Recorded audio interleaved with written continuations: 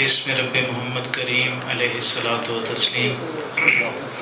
سادات کرام سمیت سارے بزرگوں کی اجازت کے ساتھ میں یہ چاہوں گا کہ آغاز کلام پہ ایک مرتبہ درود پاک پڑھ لیا جائے تاکہ گفتگو کا آغاز ہو سکے۔ اللہم صلی علی سیدنا و مولانا محمد وعلی آل سیدنا و مولانا محمد مبارک وسلم علیہ۔ عزت مآب جناب ڈاکٹر صاحب، ڈاکٹر شہزاد صاحب، ڈاکٹر طاہر حمید تنولی صاحب، جملہ صاحبان علم و دانش، عزیز طلباء، جس طرح کے تعارف کے اندر میرے دل کے بہت ہی قریب ڈاکٹر طاہر حمید تنولی صاحب نے آپ کو میرے حوالے سے کچھ ابتدائی کلمات میں تعارف دیا ہے، اس کے سلسلے میں ابتدائی طور پہ ایک بات پہلے تو کلیئر کر دینا ضروری سمجھتا ہوں۔ وہ یہ ہے کہ ہمارے استاد محترم فرمایا کرتے تھے کہ دوست کی زبان سے دوست کا جو تعارف ہوا کرتا ہے اس پہ زیادہ انحصار نہیں کیا کرتے، کیونکہ ڈاکٹر طاہر حمید تنولی، ان کے اور میرے درمیان بہت ساری محبت کے رشتے ہیں، عشق رسول ان کے اور میرے درمیان ایک مستقل سانجھ کا رشتہ ہے اور حصہ ہے، اور اس کے ساتھ ساتھ اقبال بھی ان کے اور میرے درمیان مکالمے کی سطح پہ بھی اور دل کی سطح پہ بھی ایک ہمیں جوڑنے کا ایک ذریعہ اور وسیلہ ہے۔ اس نسبت سے میں یہ بات کہہ سکتا ہوں کہ ڈاکٹر صاحب میرے دل کی بھی بہت قریب ہیں اور واقعتاً میرے دوست ہیں۔ اب ڈاکٹر صاحب پتہ نہیں اس کو کس درجے پہ اون کرتے ہیں یا نہیں کرتے ہیں، لیکن میرے دل سے تو ہمیشہ ان کے بارے میں ایسی آواز آتی ہے کہ ڈاکٹر صاحب جو ہیں میرے دل کے بہت قریب ہیں، اور واقعتاً ہیں بھی اسی طرح کی بات۔ اور یہ کیونکہ خود سرکار دو عالم صلی اللہ علیہ وسلم کی محبت میں مہکتے رہتے ہیں، اس لیے جہاں جہاں کوئی شخص بھی حضور کی نسبت اور تعلق سے ان کو نظر آتا ہے تو انہیں اپنے گھر کا فرد سا محسوس ہوتا ہے۔ اس نسبت سے میرا اور ان کا ایک بہت ہی والہانہ اور مبنی پر محبت ایک رشتہ ہے۔ ان کی کہی ہوئی وہ ساری باتیں جو میری تعریف یا توصیف میں ہیں، انہیں آپ ایک دوست کے خیر سگالی والے جذبات سمجھ کے ان سے صرف نظر فرمائیے گا۔ اس مان سے اور اس حقیقت سے کوئی انکار نہیں کہ زندگی میں جو کچھ حاصل ہوا، جو کچھ ہے اس وقت، اس سارے کا سارا سرکار دو عالم صلی اللہ علیہ وسلم کے ساتھ ایک غیر مشروط محبت، غیر مشروط ادب اور کسی درجے پہ غیر مشروط اطاعت کا نتیجہ ہے۔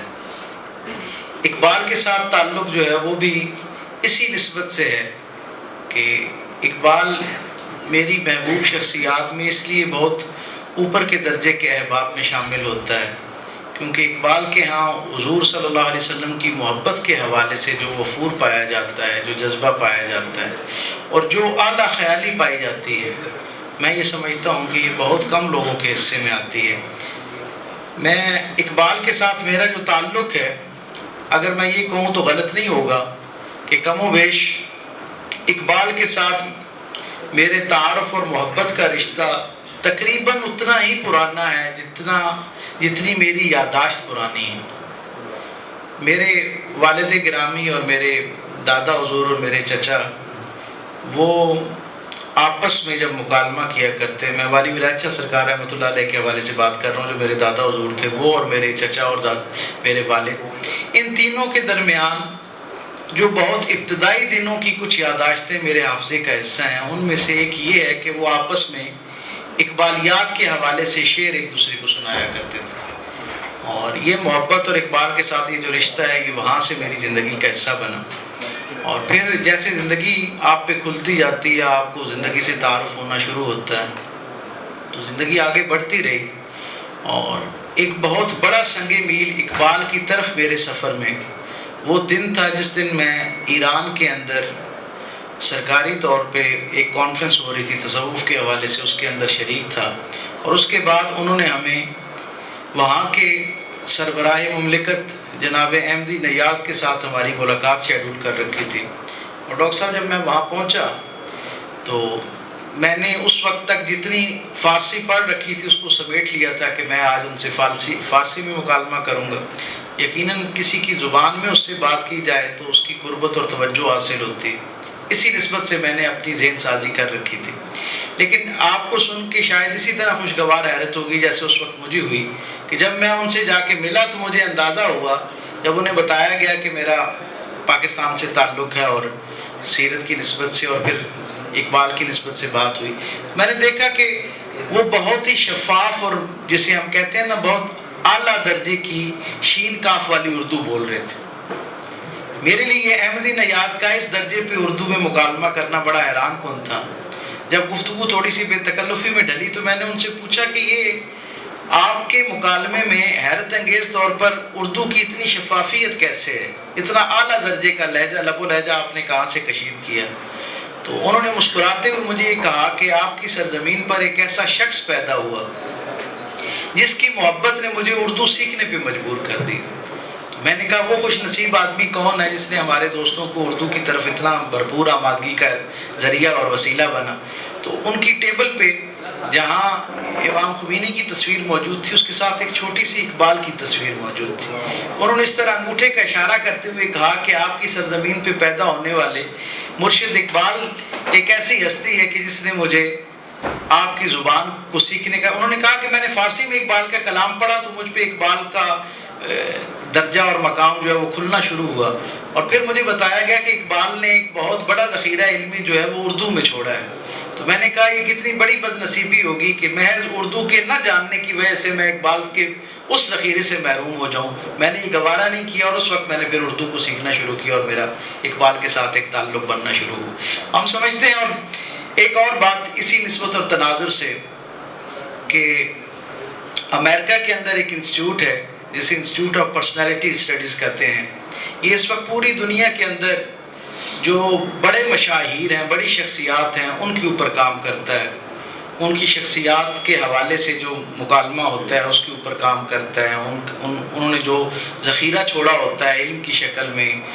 جو بنیادی خوبصورتیاں اور سچائیاں اپنے عہد کو عطا کی ہوتی ہیں، ان کے اوپر مکالمہ ہوتا ہے، ریسرچ ہوتی ہے. ہر سال وہ اپنی ایک اسٹڈی شائع کرتے ہیں. 2018 کی اسٹڈی میں انہوں نے یہ بات لکھی جو اس سے پہلے بھی شاید وہ 4 یا 5 دفعہ وقتاً فوقتاً مختلف سالوں میں، یہ 78 میں ادارہ قائم ہوا اور 2018 تک کوئی 4 یا 5 مرتبہ غالباً انہوں نے یہ بات دی. وہ یہ کہتے ہیں کہ مسلم شخصیات میں جو 4 بڑی شخصیات ہیں جن پہ سب سے زیادہ پوری دنیا کے اندر کام ہو رہا ہے، ان کو وہ ہر سال ریٹ کرتے ہیں کہ کون سی 4 بڑی شخصیات ہیں مسلمانوں کی جن کے اوپر کام ہو رہا ہے. وہ کہتے ہیں کہ ان میں سے 2018 کے اندر پہلی شخصیت جس پہ سب سے زیادہ جس پہ کام ہو رہا ان 4 میں سے وہ ابن عربی کی شخصیت ہے. صاحبان دانش اور فلسفہ اور فکر اور کے لوگ جو ہیں ان کے کام پہ تحقیق کرتے ہیں، اس کو توجہ سے لیتے ہیں. پھر وہ کہتے ہیں کہ سعدی کا کلام جو ہے، سعدی کے ہاں جو رموز ہیں اور جس خوبصورتی سے اس نے زندگی کے رازوں سے پردہ اٹھایا ہے اس کے اوپر مکالمہ ہوتا ہے. لوگ اس کے کام کو بڑی توجہ دے رہے ہیں. پھر وہ کہتے ہیں یہ حیرت انگیز طور پہ پچھلے 3 سالوں میں یہ تبدیلی آئی ہے. 3 سال پہلے تک 2014 میں جو ان کا تھا اس میں انہوں نے مولانا روم کو پہلے نمبر پہ رکھا ہوا تھا، اور 2018 کی تحقیق کے مطابق انہوں نے یہ بتایا کہ دوسرے نمبر پہ جو مسلمانوں میں جس شخصیت کے کام پہ سب سے زیادہ توجہ دی جا رہی ہے، جسے زیادہ غور سے دیکھا اور سنا جا رہا ہے، پرکھا جا رہا ہے، وہ مولانا روم کی شخصیت ہے. اور آپ سب کے لیے بھی یہ فخر کی بات ہے، میرے لیے فخر کی بات ہے، ہم سب کے لیے، کیونکہ ہمارا اقبال سے ایک تعلق ہے. وہ یہ کہتے ہیں کہ 2018 میں جس مسلم فکری شخصیت کو، مفکر کو، دانشور کو سب سے زیادہ جس کے اوپر تحقیق کی گئی، غور و غوص کیا گیا، کام کیا گیا، جس سے سب سے زیادہ استفادہ کیا گیا، اس شخصیت کا نام علامہ اقبال. تو یہ ایک انتہائی خوش آئند بات ہے. اور میں ہمیشہ یہ کہا کرتا ہوں، حکیم سعید صاحب ایک بات کہا کرتے تھے کہ مشاہیر وہ ہوا کرتے ہیں جن کا ابلاغ لوگوں پہ بہت دیر سے ہوتا ہے، لوگ بہت دیر سے ان تک پہنچ پاتے ہیں، ان کی فکر کا احاطہ کرنے کی صلاحیت حاصل کرتے ہیں، اور وہ ہمیشہ آئندہ آنے والے زمانوں کے لیے رہنمائی چھوڑ کے جاتے ہیں. اور وہ فرمایا کرتے تھے کہ اقبال بھی یقیناً ان شخصیات میں سے ایک ہے. اور ہم دیکھتے ہیں وہ کہا کرتے تھے، اور بالکل میں اپنی آنکھوں سے پچھلے 10-12 برس میں بڑی جسے کہتے ہیں یقین کے ساتھ یہ بات آپ سے شیئر کر سکتا ہوں. جیسے جیسے وقت گزرتا جا رہا ہے ویسے ویسے اقبال کی اہمیت بھی بڑھتی جا رہی ہے اور اقبال کی ضرورت بھی بڑھتی جا رہی ہے۔ اہمیت تو یقیناً ہے ہی، وہ تو ایک دریافت کا عمل ہے، اور شاید یہ جو اقبال کی ضرورت بڑھتی جا رہی ہے، اگر بہت احتیاط سے اس کا تجزیہ کریں تو ہمیں یہ لگتا ہے کہ یہ جو اقبال کی ضرورت بڑھتی جا رہی ہے، اس نے بھی اقبال کی اہمیت کو کئی گنا کر دی ہے۔ ورنہ ہر زمانے کی اپنی دانش کے تقاضے ہوا کرتے ہیں، ہر زمانے کی اپنی تازہ آبھاس ہوا کرتی ہیں، بحثیں ہوا کرتی ہیں جن پہ لوگ بات کرتے ہیں، تازہ فکر ہوا کرتی ہے۔ اقبال کی فکر میں اتنی تازگی ہے اور اتنی آفاقیت ہے کہ دنیا میں کہیں بھی جو لوگ موجود ہیں ان تک ان کی رہنمائی کے لیے کچھ نہ کچھ حصہ اقبال کے کلام میں، اقبال کی فکر کے اندر موجود ہوتا ہے۔ اور ہم یہ دیکھتے ہیں کہ اقبال کی یہ جو شخصیت ہے، اقبال کی شخصیت کے حوالے سے جب کوئی بڑا آدمی پیدا ہوتا ہے تو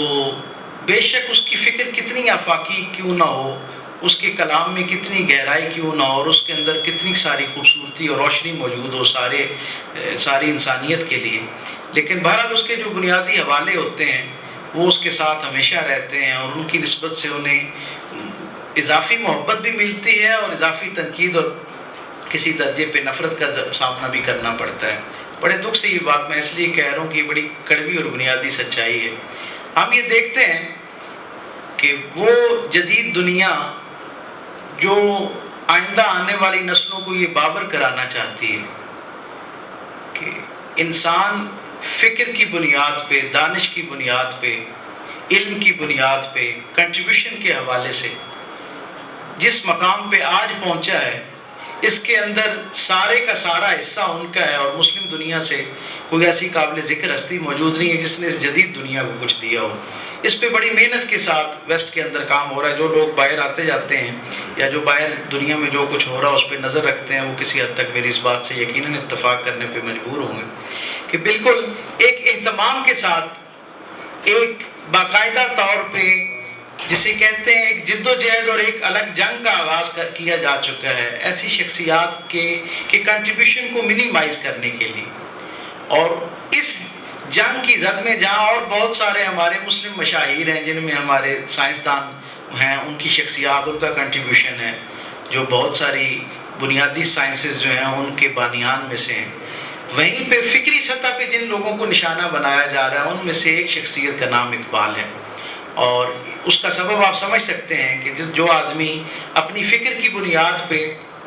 دنیا بھر کو اتنی تیزی سے متوجہ کر رہا ہے اپنی طرف، اور دنیا ساری جو ہے وہ بڑی سچائیوں تک سفر طے کرنے کے لیے اقبال کی روشنی کو سہارا بنا رہی ہے اور وسیلہ بنا رہی ہے،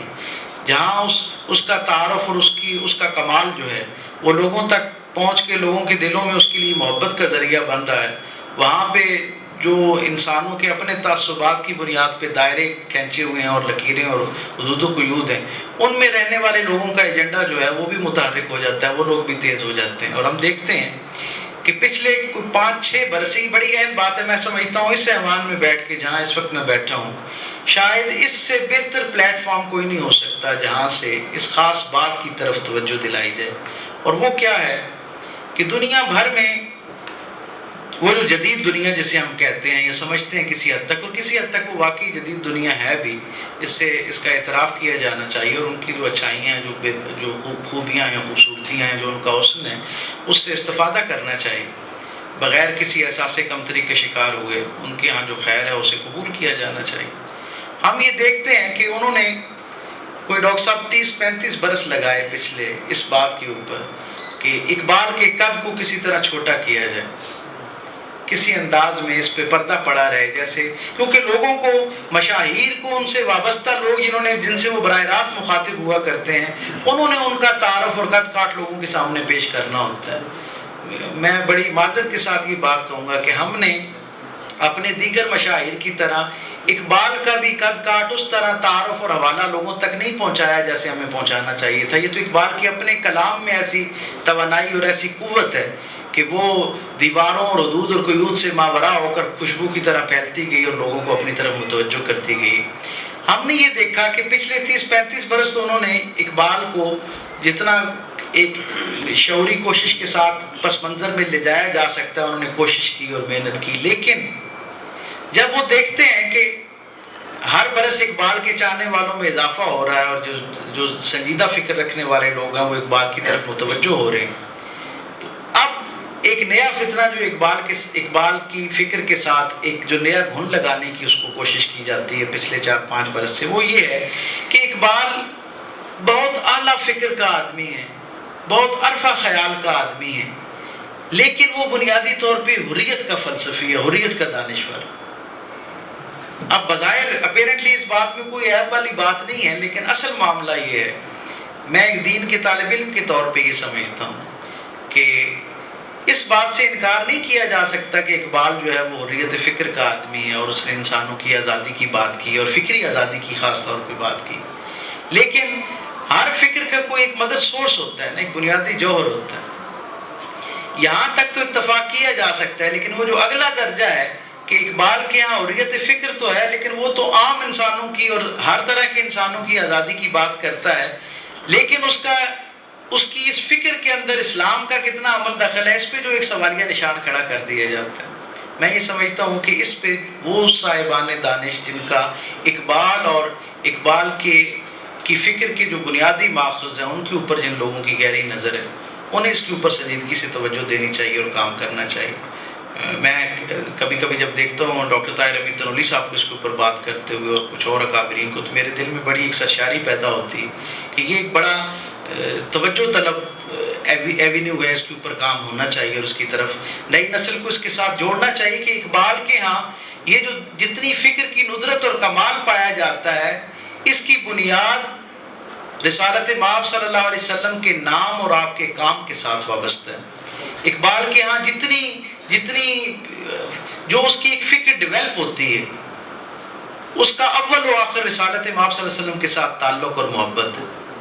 جب یہ بات سمجھ آنا شروع ہوتی ہے تو در حقیقت اس کے بعد ہی اقبال کو صحیح سمجھنے کا آغاز ہوتا ہے، اور اقبال کی طرف بندہ بہتر ایک انڈرسٹینڈنگ کے ساتھ جانا شروع ہوتا ہے۔ اور ہم یہ دیکھتے ہیں کہ یہ جو حضور کے ساتھ اقبال کا تعلق ہے، یہ اقبال کی بہت ابتدائی دنوں سے اقبال کی شخصیت کا حصہ ہے، اور اس میں اس کے والدین کا ایک بڑا کنٹریبیوشن ہے۔ آپ سب صاحبان علم ہیں اور اقبال کو مجھ سے بہت بہتر جانتے ہیں، آپ سب اس سے واقف ہیں کہ اقبال کے والد کے ہاں بھی سرکار رسالت مآب صلی اللہ علیہ وسلم کے ساتھ نسبت اور تعلق کا اور غلامی کا ایک بڑا بے مثل ایک رشتہ موجود نظر آتا ہے ہمیں۔ اور یقیناً جیسے ہر شخص کی یہ خواہش ہوتی ہے کہ اس کے نزدیک جو انسانی خوبیاں ہو سکتی ہیں وہ اس کی آئندہ آنے والی نسل میں منتقل ہوں، اقبال بھی ہر والد کی طرح اپنے والد کی یعنی خوابوں کا اور ان کے جو مستقبل تھا اس کا منبع و مرکز تھا، اس لیے وہ سارے محاسن اور خوبیاں جو ان تک پہنچی تھیں فکر کی شکل میں، عمل کی شکل میں، رویوں کی شکل میں، وہ ساری اقبال میں درجہ کمال کے طور پہ دیکھنا چاہتے تھے۔ اس لیے ہم دیکھتے ہیں، آپ دیکھیں نا کہ ایک بہت مختصر چھوٹے چھوٹے واقعات سے انسان کی شخصیت سازی کا اندازہ ہوتا ہے کہ کس طرح اس کی شخصیت قائم کی جاتی۔ حضرت اقبال بہت چھوٹی سی عمر میں ہیں اور ان کے والد ان کے پاس الاسو بیٹھے ہیں اور قرآن پاک پڑھ رہے ہیں۔ دیکھتے ہیں کہ تھوڑا سا سورج بلند ہوتا ہے اور اس دوران ایک سائل آتا ہے اور آ کے اللہ کے نام پہ کچھ طلب کرتا ہے۔ اب وہ تلاوت میں مصروف ہیں، مشغول ہیں۔ اقبال باہر جاتے ہیں اور باہر سے واپس آتے ہیں اور بڑی اطمینان بھری جیسچر کے ساتھ اپنے والد کو یہ خبر دیتے ہیں۔ انہوں نے سوالیہ نگاہوں کے ساتھ ان سے پوچھا کہ جو باہر دروازہ کھٹکا تھا، جو باہر آواز آئی تھی، جو صدا لگائی گئی تھی، اس کا کیا معاملہ ہو؟ تو اقبال نے بڑا تسلی آمیز ان کو جواب دیا اور کہا کہ بھائی میں نے اس کو چلتا کر دیا۔ جب اقبال کی طرف سے یہ جسچر ان تک پہنچتا ہے تو وہ تلاوت چھوڑ دیتے ہیں اور رونا شروع کر دیتے ہیں، اور اتنا روتے ہیں کہ میں نے اقبال کے احوال میں پڑھا کہ ان کے والد کو ہچکی لگ جاتی ہے۔ اقبال کے ہاتھ پاؤں پھول جاتے ہیں کہ میں نے تو کوئی ایسی بات اپنے والد سے کوئی کسر شان نہیں کی، کوئی ایسی بات نہیں کی جس سے ان کی دل آزاری ہو، اتنا ان کی طبیعت میں گداز کیسے آ گئی؟ تو انہوں نے پوچھا کہ میں یعنی اپنی غلطی کا احساس ان کو ہوا، تو اس غلطی کی نشاندہی کے لیے اپنے والد کی طرف سوالیہ نگاہوں سے انہوں نے پوچھا۔ ان کے والد نے کہا کہ مجھے یہ دکھ ہے کہ کل اگر میں اللہ کے رسول صلی اللہ علیہ وسلم کے سامنے پیش کیا جاؤں اور وہ مجھ سے پوچھیں کہ تمہیں ہم نے ایک بیٹے کی نعمت سے اللہ نے نوازا تھا، تم نے اس کی کیا تربیت کی ہے، وہ انسانوں کے ساتھ اس کا رویہ کیسا ہے؟ میری لائی ہوئی تعلیم اور تربیت جو ہے اسے اس کی شخصیت اور کردار کا کتنا حصہ بنا ہے. ہمارے اس رویے کے بعد اپنے رسول کے سامنے کس شرمساری کے ساتھ پیش ہوں گا. وہ احساس مجھے جو ہے میری طبیعت کو ہلکان کر. اقبال وہاں سے طائب ہوتا ہے اور پھر تاریخ ہمیں بتاتی ہے کہ اقبال اور اقبال کے والد دونوں سیالکوٹ کی گلیوں میں اس بزرگ کو ڈھونڈنا شروع کر دیتے ہیں اور پھر ان کے پاس جاتے ہیں اور پورے اکرام کے ساتھ جو ان کا سوال تھا اس کو پورا کرنے کی کوشش کرتے ہیں. تو یہ جو چھوٹے چھوٹے رویے ہیں انسان کی زندگی میں، اس سے اندازہ ہوتا ہے کہ ان کی شخصیت کو کن بنیادوں پہ اللہ تعالیٰ. اصل میں ہوتا ہے کہ ہم یہ سمجھ رہے ہوتے ہیں کہ والدین کسی کی شخصیت بنا رہے ہیں، اساتذہ کسی کی شخصیت بنا رہے ہیں، ماحول کسی کی شخصیت بنا رہے ہیں. اس میں کوئی دو رائے نہیں ہو سکتی کہ یہ تینوں بڑے بیسک وہ ہیں ذرائع ہیں جن سے کسی آدمی کی شخصیت کو بنایا جا رہا ہوتا ہے، مرتب کیا جا رہا ہوتا ہے. لیکن ہم یہ دیکھتے ہیں کہ جو بڑے لوگ ہوا کرتے ہیں جن سے اللہ نے تاریخ میں کوئی نامور کام لینا ہوتا ہے، بڑا کام لینا ہوتا ہے، ان کے ہاں یہ تینوں ایلیمنٹس جو ہیں بڑے معاون اور مددگار ہوتے ہیں اور تینوں اطراف سے ان کی زندگی جو ہے وہ بہترین تربیت اس میں داخل ہو رہی ہوتی ہے، والدین کی طرف سے بھی، اساتذہ کی طرف سے بھی اور ماحول کی طرف سے بھی. ان کے والد کا تو میں نے آپ سے ذکر کیا. وہ کہتے ہیں نا کہ اقبال قرآن پاک پڑھ رہے تھے تو ان کے والد نے ان سے کہا کہ کیا پڑھ رہے ہو؟ انہوں نے کہا جی قرآن پڑھ رہا ہوں. کہا کچھ سمجھ آنا شروع ہوا؟ کہا بس ابتدائی درجے پہ جتنا ہوتا ہے اتنی سمجھ آ رہی ہے. تو انہوں نے کہا کہ اس قرآن کو جس طرح تم پڑھ رہے ہو یہ اس کے پڑھنے کا حق نہیں. اگر تم یہ چاہتے ہو کہ اس سے کامل استفادہ کرو، اس سے واقعی وہ فائدہ اٹھا سکو جو یہ تمہیں فائدہ دینا چاہتا ہے، تو اس کی صورت یہ ہے کہ اس کو اللہ کی کتاب سمجھ کے نہیں بلکہ اللہ کی اپنے ساتھ ہونے والی گفتگو سمجھ کے پڑھو. اس انداز میں پڑھو گویا یہ تم پہ نازل کیا جا رہا ہے. تو اب آپ خود سوچیں کہ اتنی کم سنی میں، اتنی چھوٹی عمر میں جب والدین تفہیم قرآن اور قرآن سے ربط تعلق جو ہے وہ ان بنیادوں پہ استوار کروا رہے ہوں، سمجھنے سمجھانے کی بنیادوں پہ. یعنی ہمارے یہاں یہ ذوق عمومی طور پہ جب بالوں میں چاندی جھانکنا شروع ہو جاتی ہے اور آخرت کی منزلیں ہمیں نزدیک آنا شروع ہوتی ہیں اور ہمارے ارد گرد میں ہمارے ساتھ محبتوں میں اور خوشیوں میں اور کہکوں میں شریک جو لوگ ہوئے وہ جب اٹھنا شروع ہوتے ہیں دنیا سے، تو ہمارے یہاں یہ فکر لاحق ہوتی ہے کہ ہمیں اللہ کے پیغام کو اور کلام کو سمجھنا چاہیے تاکہ اسے زندگی کا حصہ بنائیں. آپ دیکھیں اقبال کتنا خوش نصیب ہے کہ اس کے والد اسے زندگی کے ابتدائی دنوں میں یہ فکر عطا کر رہے ہیں اور اسے یہ رویہ عطا کر رہے ہیں. دوسرے لفظوں میں ایک تربیت ہے کہ قرآن کے ساتھ کس درجے کا رشتہ تم نے قائم کرنا. اب آپ دیکھیں کہ اقبال کے ہاں یہ جو قرآن اور صاحب قرآن کے ساتھ محبت والا تعلق ہے، اصل میں قرآن کے ساتھ جب کسی شخص کی محبت ہو جاتی ہے تو یہ ہو ہی نہیں سکتا کہ اس کی محبت قرآن سے ہوتی ہوئی صاحب قرآن تک نہ پہنچے. کیونکہ قرآن کی جتنی تفہیم آپ پہ کھلتی جائے، قرآن جتنا آپ کو سمجھ آنا شروع ہوتا ہے، اصل میں قرآن کی عظمت بھی آپ پہ کھلنا شروع ہو جاتی ہے اور صاحب قرآن سرکار رسالت امام صلی اللہ علیہ وسلم کی عظمت بھی آپ کے اوپر کھلنا شروع ہو جاتی. تو اقبال کو اللہ نے کتنا بہترین راستہ عطا کیا اپنے رسول تک پہنچنے کا کہ اس کے دل میں قرآن کی محبت اور اس کے ساتھ رغبت جاری کر دی. اور ہم یہ دیکھتے ہیں کہ قرآن کے ساتھ اقبال کا یہ رشتہ ان کی زندگی کے ابتدائی سالوں سے شروع ہوتا ہے اور اقبال کی پوری زندگی میں کوئی ایسا قابل ذکر وقت نہیں نظر آتا جس میں اقبال اور قرآن ساتھ ساتھ نہ ہو. یعنی وہ سفر میں ہے تب بھی قرآن ان کے ساتھ ہے، وہ حضر میں ہے تب بھی قرآن ان کے ساتھ ہے، وہ بہت مصروف سیاسی زندگی میں ہے تب بھی قرآن ان کے زیر مطالعہ ہے. اور جب ہم دیکھتے ہیں کہ وہ اپنی زندگی کے آخری ایام میں حتیٰ کہ آپ کی بینائی نہیں رہتی، اس دور میں بھی اقبال کے یہاں جو چند کتابیں ان کے ساتھ ان کے مطالعے کا حصہ ہوتی ہیں ان میں قرآن ہے. وہ ان کے ہاں جو ان کے خدمت گار تھے، وہ میں تو ان کے لیے بڑے اہتمام سے یہ لفظ استعمال کرتا ہوں کہ وہ فرمایا کرتے ہیں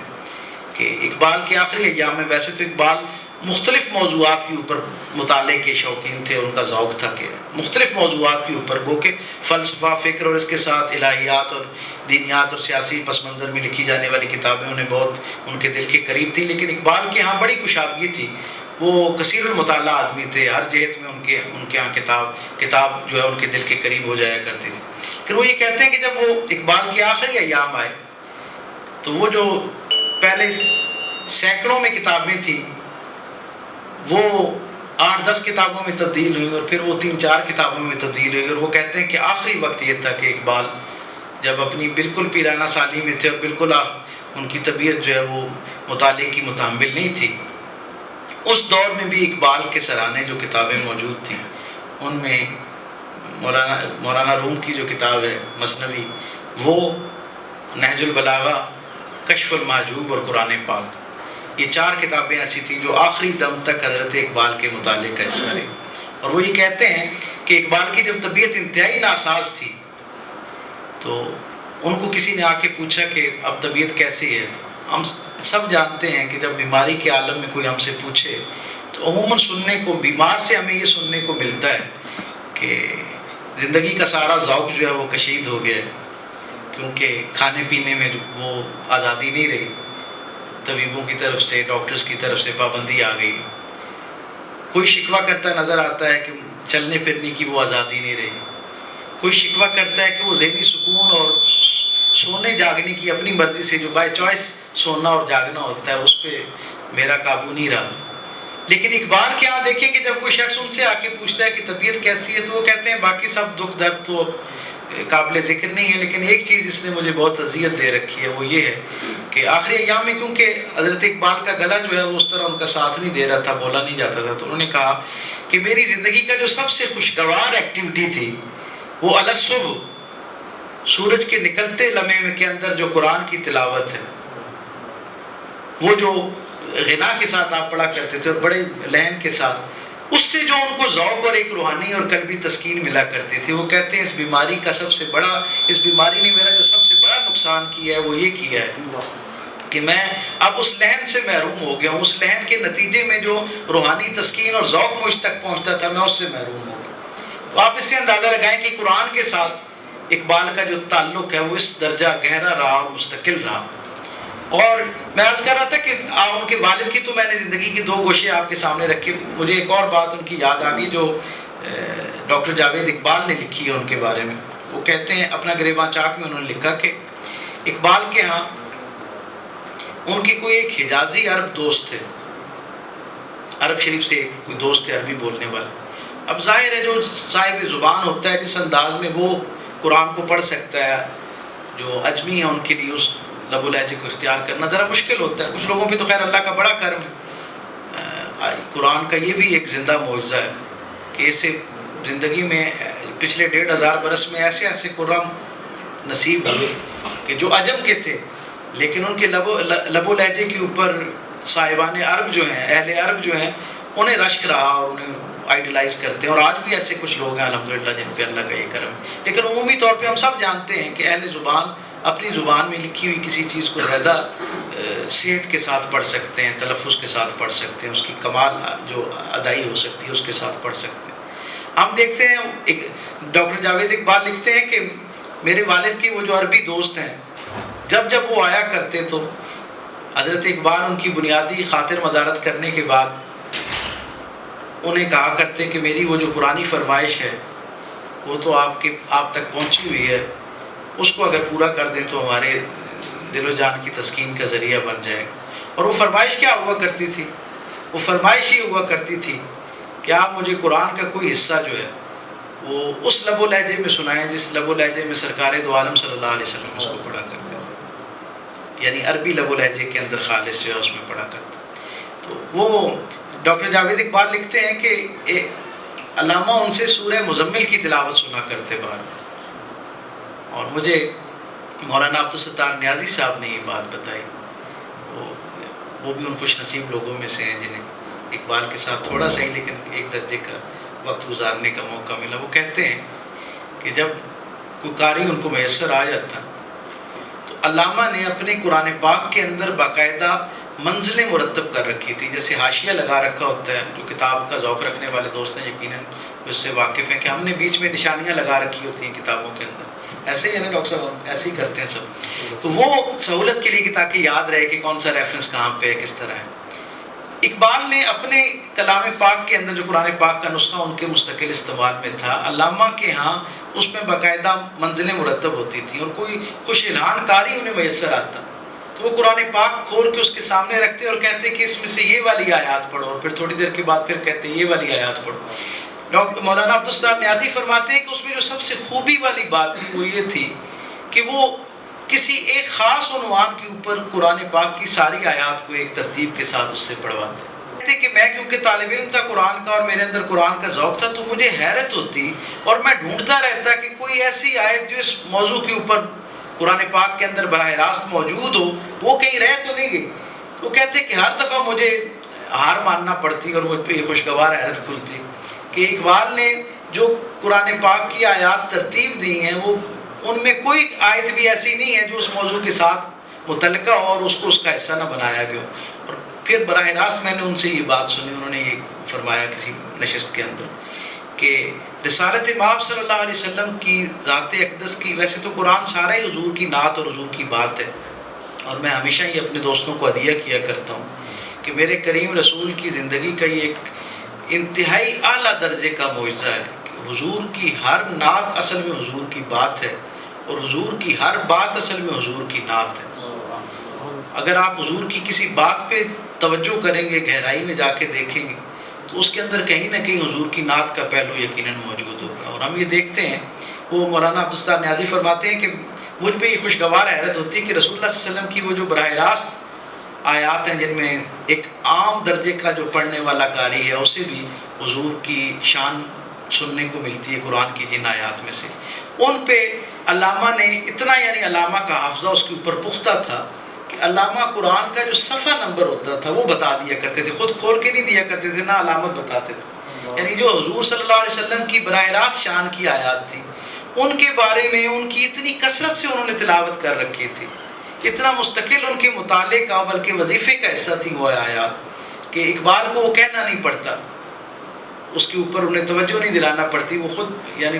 کھول کے دیکھنا نہیں پڑتا، براہ راست صفحہ نمبر جو ہے جو انہوں نے اس وقت ترتیب لگا رکھی تھی اس کے حساب سے بتایا کرتے. تو اس سے اندازہ ہوتا ہے کہ اقبال کے ہاں رسالت مآب صلی اللہ علیہ وسلم کی تعریف اور توصیف اور حضور کے ساتھ نسبت اور تعلق، میں قصداً حضور علامہ کے وہ اشعار جن میں حضور کے ساتھ نسبت اور تعلق نظر آتی ہے اس لیے آپ کو ہدیہ نہیں کر رہا، کیونکہ آپ سب اقبال سے محبت کرنے والے ہیں اور آپ سب کے حافظے کا ان میں سے ایک بڑا ذخیرہ جو ہے وہ حصہ ہے، اور آپ یقیناً ان کو پہلے بھی سنتے رہتے ہیں اور آئندہ سنتے بھی ہیں. بلکہ الحمدللہ آپ میں بہت سارے چہرے مجھے ایسے نظر آ رہے ہیں جو اقبال کے حوالے سے اقبال کے سفیر کے طور پہ اقبال کی بات لوگوں سے جا کے کرتے ہیں. تو اس لیے میں تو ایک طالب علم کے طور پہ اپنا ہدیہ سپاس اقبال کو پیش کرنا چاہ رہا ہوں اس خاص تناظر میں جو قرآن اور صاحب قرآن سے ان کا تعلق ہے. ہم دیکھتے ہیں کہ میں نے ان کے والدین کا ذکر آپ سے کیا کہ کس طرح انہوں نے ان کے ساتھ ایک محبت کی اور ان کی تربیت کی، ان کی شخصیت سازی کی. اگلے درجے پہ ان کی زندگی میں جو اساتذہ آتے ہیں ان کی ایک فہرست، طویل فہرست اساتذہ کی، ان میں اگر ہر ایک شخصیت پہ الگ الگ بات کی جائے، ان کی خوبیوں پہ بات کی جائے، اقبال نے ان سے کیا سیکھا اس پہ بات کی جائے تو ایک گفتگو بہت طویل ہو جائے گی. میں صرف انتہائی نمایاں ہستی جو اقبال کی زندگی میں ہے بطور استاد سید میر حسن، مولوی سید میر حسن جنہیں کہتے ہیں سیالکوٹ میں، جن سے اقبال نے ابتدائی طور پہ دوسرے استاد کے طور پہ جو ان کی زندگی میں ہے اور جن سے جو ان کے والد کے دوست تھے، عربی کے، الہیات کے، ریاضی کے بہت ماہر آدمی تھے اور بڑے اعلیٰ درجے کا کلام کہنے والے شاعر بھی تھے. اقبال کو جب انہوں نے دیکھا تو ہمیشہ ایسے بڑے لوگوں کے لیے والدین کی خواہش ہوتی ہے کہ میری اولاد کے لیے ایسے استاد میسر ہیں، لیکن آپ مولوی میر حسن کی جو ایک سمجھ لیں کہ ان کی جو دانش ہے اس کی داد دیں کہ انہوں نے اقبال کو بہت بچپنے میں دیکھا اور ان کے والد کو انسسٹ کیا کہ ان کی تربیت کے لیے مجھے منتخب کریں، میں اس بچے کی تربیت کرنا چاہتا ہوں. اور پھر ہم دیکھتے ہیں کہ انہوں نے بالاہتمام انہیں دینی اور دنیاوی دونوں طرح کی جو ذرائع علم ہیں ان سے استفادہ کرنے کے لیے آمادہ کیا، ان کے والد کو بھی ذہنی طور پہ تیار کیا اور اقبال پہ بڑی محنت کی. اقبال خود کہتے ہیں کہ میری شخصیت سازی کے اندر جن چند لوگوں کا بہت بڑا عمل دخل ہے اور جن سے اقبال کے الفاظ ہیں کہ جن سے میں یہ، اور یہ الفاظ ہیں 1932 کے، اقبال 1932 میں آ کے کہہ رہے ہیں کہ مولوی میر حسن ان بڑے لوگوں میں سے ہیں جن کے جاننے کے باوجود آج بھی میں روزانہ کی بنیاد پہ جن سے استفادہ کرتا ہوں. آپ اس سے اندازہ لگائیں کہ سید میر حسن جو ہے ان کی زندگی میں کس درجے کا عمل دخل ہوگا. اقبال کہتے ہیں کہ میں اپنے استاد کا بڑا لاڈلا شاگرد تھا، ان کے پاس ہر وقت علم کا ماحول تھا، صبح جو ہے وہ سورج طلوع ہوتے ساتھ ہی وہ لوگوں کو پڑھانا شروع کر دیتے تھے. ان کا معمول تھا کہ وہ الگ صبح قبرستان کی طرف سفر کرتے تھے، اپنے اکابرین جو بزرگ تھے ان کے والدین تھے ان کی قبروں پہ رسالے ثواب کے لیے جایا کرتے. شاگردوں میں سے کسی کو اپنے ساتھ نہیں لے جایا کرتے تھے، ان سب کو وہ کہا کرتے تھے کہ آپ یہیں پہ رکیں اور اپنا سبق تیار کریں اور میں ظاہر ہے کہ بعد میں آ کے آپ کا سبق سنوں گا یا آپ کو رہنمائی دوں. اکلوتے ان کے شاگردوں میں اقبال کو یہ شرف حاصل ہے کہ ان کے ساتھ جایا کرتے اور وہ اہتماماً اقبال کو ساتھ لے جاتے. بسا اوقات جب سردی زیادہ ہوتی اور اقبال کا صبح نکلنا مشکل ہوتا تو وہ اقبال کے گھر آتے اور اقبال کو اپنے ساتھ لے کے جاتے. یعنی اپنی اولاد میں سے کسی کو نہیں ساتھ لے کے گئے. انہیں نظر آ رہا تھا کہ اس تربیت کے لیے کا جو سب سے بہترین حقدار ہے اس کا نام اقبال. تو حضرت اقبال کو اپنے ساتھ لے کر جاتے ہیں اور پھر جب وہاں جاتے ہیں تو ان کے ساتھ اقبال فرماتے ہیں کہ جاتے اور آتے وقت دونوں اطراف میں میرے ساتھ ان کی جو مکالمہ ہوتا وہ خالصتاً رسالت مآب صلی اللہ علیہ وسلم کے ساتھ آپ کی شخصیت کا تعارف، آپ کے محاسن، آپ کی شخصیت کی جو خوبیاں ہیں وہ میرے ساتھ وہ شیئر کرتے اور مجھے ازبر کرواتے اور میرے حافظے کا حصہ بناتے. اسی لیے ہم دیکھتے ہیں کہ جب 26 ستمبر 1929 کو علامہ کے عظیم استاد کا انتقال ہوتا ہے تو اقبال دیوانہ وار آتے ہیں. حالانکہ اقبال کی طبیعت ان دنوں میں بھی اچھی نہیں ہے لیکن خود آتے ہیں اور ان کو کندھا دیتے ہیں. اور اقبال کے ایک دوست نے اپنی اقبال کے مشاہدات میں لکھا، اقبال کے حوالے سے تحریر میں لکھا کہ سید جو ان کے استاد تھے جتنی محبت انہوں نے اقبال کو دی تھی وہ تو جزواً ہم تک پہنچی تھی، ہماری نظر سے گزری تھی. گائے گائے جب ہم دیکھتے تھے کہ اقبال کے ساتھ ان کی ایک محبت ہے، اقبال کی کامیابیوں پہ وہ خوش ہوا کرتے تھے. وہ کہتے ہیں لیکن ہمیں یہ اندازہ نہیں ہوتا تھا کہ ان کی تو اقبال سے اتنی محبت ہے، اقبال کی ان سے کتنی محبت ہے. کہتے ہیں اس کا اندازہ مجھے اس دن ہوا جس دن ان کا جنازہ تھا. وہ کہتے ہیں شدید بارش تھی اور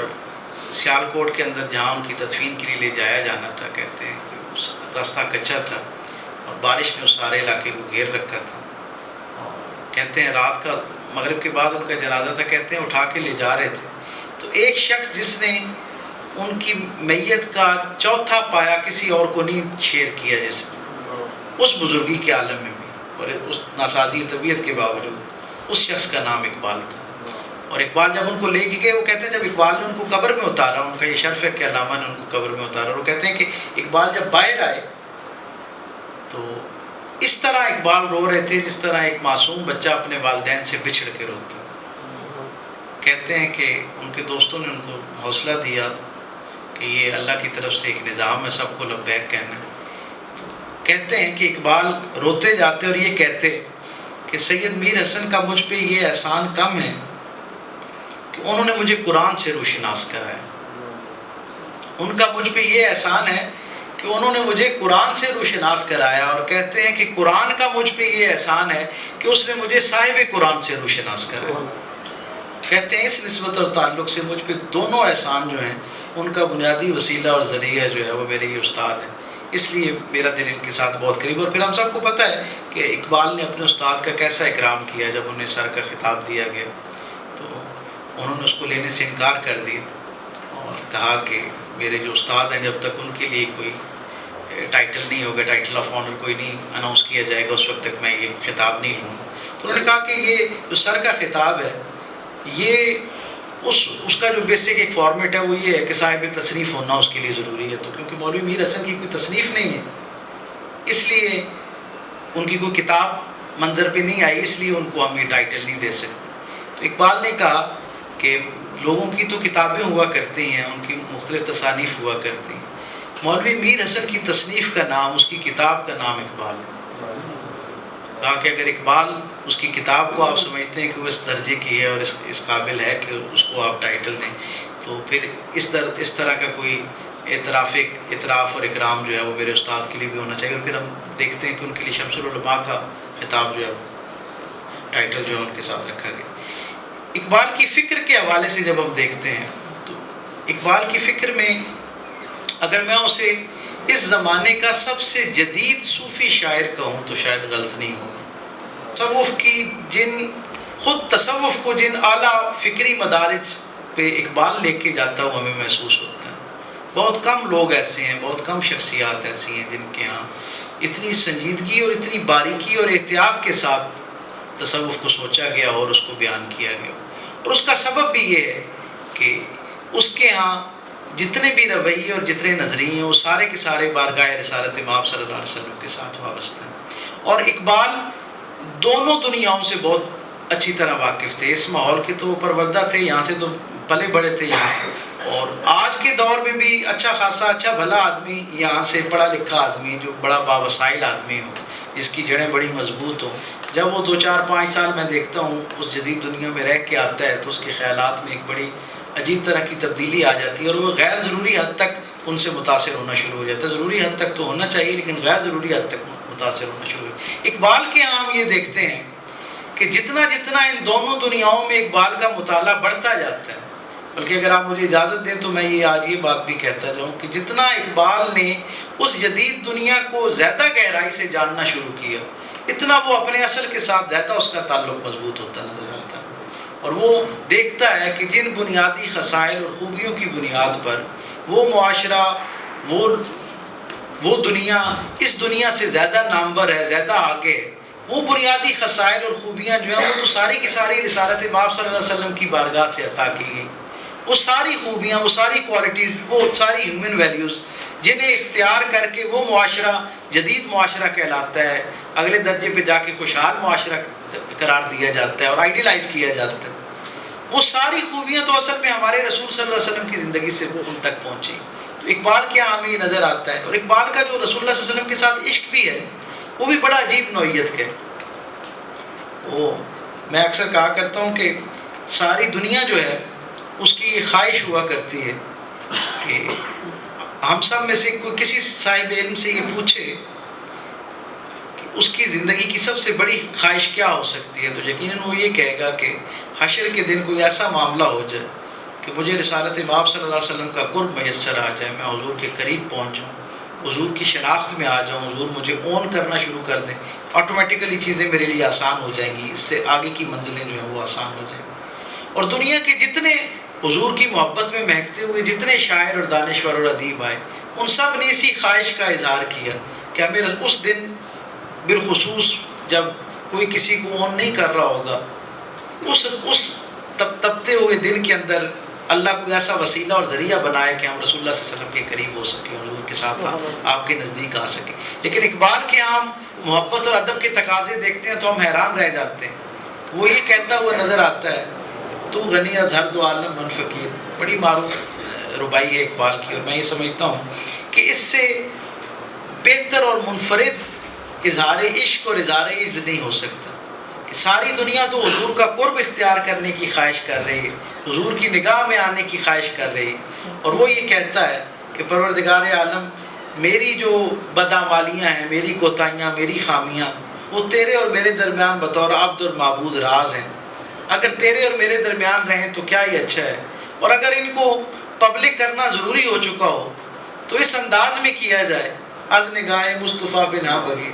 ساری کائنات دیکھتی رہے، مجھے اس سے فرق نہیں پڑتا، لیکن جو میرا رسول ہے، میرا ان کے ساتھ ایک محبت کا اور الفت کا اور عقیدت کا اور ایک احترام کا ایک اس درجے کا تعلق ہے کہ ساری دنیا بھی دیکھ کے مجھے رسوا کرتی رہے تو مجھے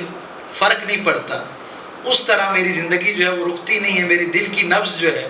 وہ بند نہیں ہوتی جیسا رسول اللہ صلی اللہ علیہ وسلم کے سامنے آنے سے ہوتی. وہ یہ کہتا ہے، حالانکہ اسے یہ پتہ ہے کہ اگر حضور کی نگاہ التفات میں یہ چیز آ جائے تو یقیناً میری آگے کی منزلیں آسان ہو جائیں گی اور اللہ کی رضا کی جنت جو ہے وہ میرا اس کا حصول بہت آسان ہو جائے گا. لیکن آپ یہ دیکھیں کہ اقبال محبت سے اگلا درجہ جو عشق کے اندر ادب کا جو درجہ ہے وہ کس درجہ کمال پہ اقبال موجود ہے. وہ یہ کہتا ہے کہ میں ان ساری سختیوں اور ناراضگیوں کو برداشت کرنے کے لیے تیار ہوں، اس شرمندگی کو برداشت کرنے کا حوصلہ مجھ میں نہیں ہے جو رسول اللہ صلی اللہ علیہ وسلم کے آمنے سامنے آنے سے جو ہے وہ ہو سکتا ہے. میری دعا ہے کہ اللہ تعالیٰ آپ کو اور مجھے سرکار دو عالم صلی اللہ علیہ وسلم کے ساتھ یہ جو محبت کرنے والے لوگ ہیں ان کی زندگیوں سے استفادہ کرنے کی توفیق عطا فرمائے، اور ہمیں اقبال جیسے اور جو ہمارے مشاہیر ہیں ان کے ہاں جو ان کی فکر کی بنیاد ہے اس کی تفہیم ہم تک ہو سکے، اور ہم اس کے ابلاغ کا کہیں اپنے عمل کے ذریعے، اپنے قول کے ذریعے اپنی آئندہ آنے والی نسلوں میں اس خیر کو منتقل کرنے کا کوئی ذریعہ بن سکیں. والسلام علیکم ورحمۃ اللہ.